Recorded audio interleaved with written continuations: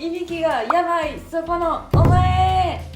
じゃんじゃんじゃんじゃん。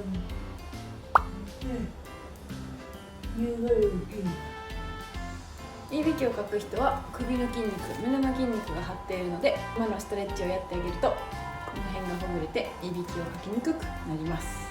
ちなみに上向いているときは顔は